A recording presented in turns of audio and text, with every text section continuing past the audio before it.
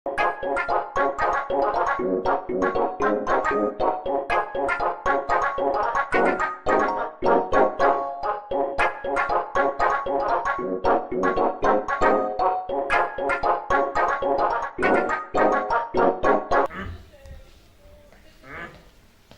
denne uge følger vi Torben og Carsten, der skal lære at score. Hende kunne jeg godt tænke mig at bolde med. Også mig. Hun afviser mig altid. Nej. Selvom de altid blev afvist, giver de aldrig op. Jeg kender en på min telefon. Den her, der er god. Han er god til at bolde og score. Lær os at bolde. Var der nogen, der sagde bolle? Det var mig. Mig.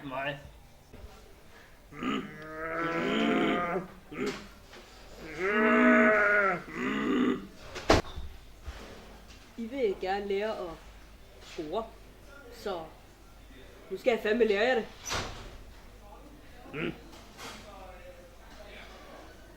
Selvom man er bedste venner, kan det stadig være svært at blive enige om, hvem der skal først. Så dreng, et af de tricks, du kan bruge til at score en pige, er god kaffe.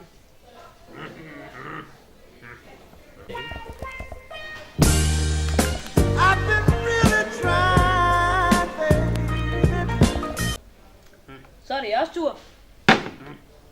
Men denne simple opgave viste sig at være et større benspænd for de to mentalt udfordrede drenge.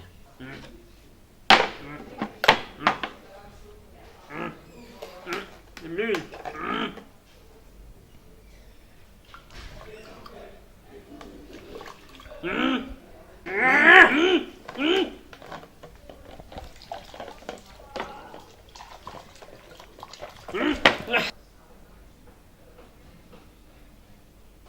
Nu vil jeg lære jer at lave et lytteansigt, når pigerne snakker til jer.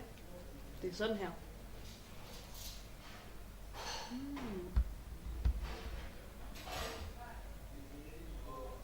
Aha, okay.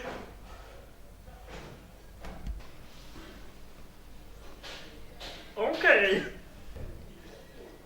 Nu skal jeg lære at score en pige. Kom.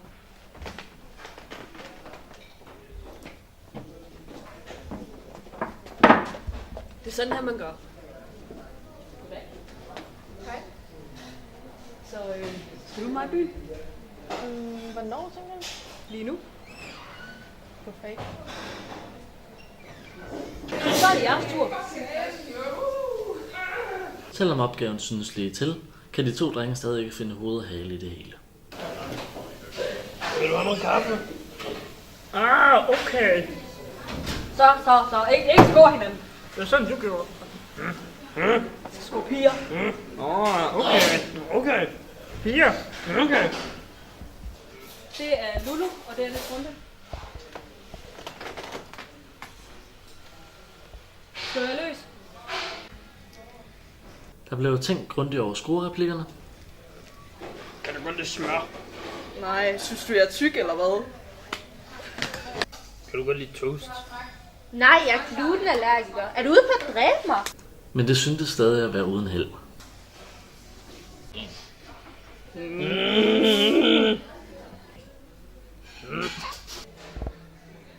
Du kan også bare nogle fede kællinger alligevel. Kaffe. Okay.